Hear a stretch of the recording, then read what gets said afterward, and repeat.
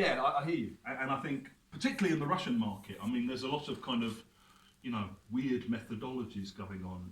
If you go to like the big English language bookshops in Moscow and you look at all the kind of Russian produced books about language teaching, there's a lot of kind of, cult leaders and self-created gurus and sort of, I've invented my own methodology that helps people develop in 3 days. Okay, well done. In a way, I mean, even as a teacher trainer and a writer and a kind of methodologist myself, I'm telling you a story, okay?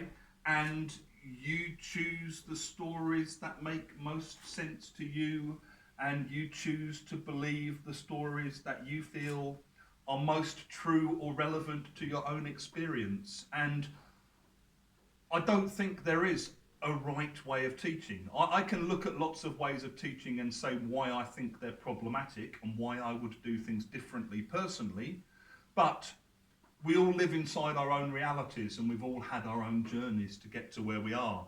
And I think in the end, you just believe the stories that you believe and you take from those stories what makes most sense to you and what works for you.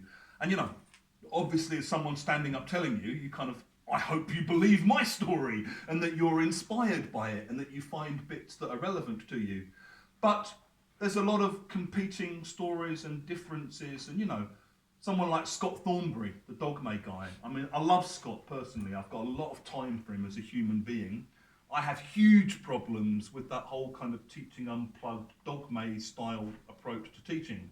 I think there are huge issues around it. I've done talks talking about problems with it, and Scott's got really angry, like, why are you criticising me so publicly? It's like, 'cause I disagree with you.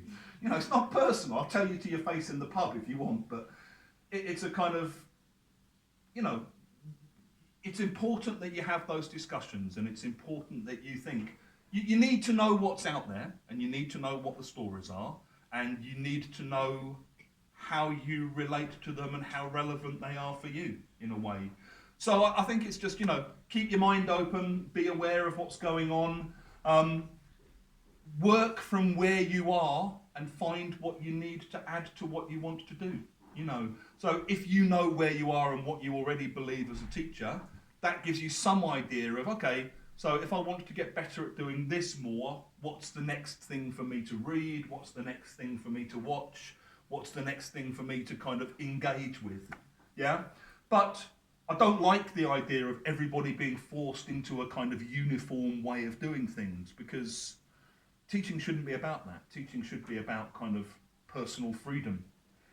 When you look at those kind of new sites like Skyeng or something, where they've got these rigid, fixed lesson templates that have to be delivered at a certain speed in a certain kind of way. I mean, for me, that's not teaching. That's kind of like the automatization of teaching. And I became a teacher because, I see it as a kind of political thing in a way. It's like creating the universe in the way that you want it to be, in a context in which you have some control over human relationships and the way people talk to each other and the way people treat each other.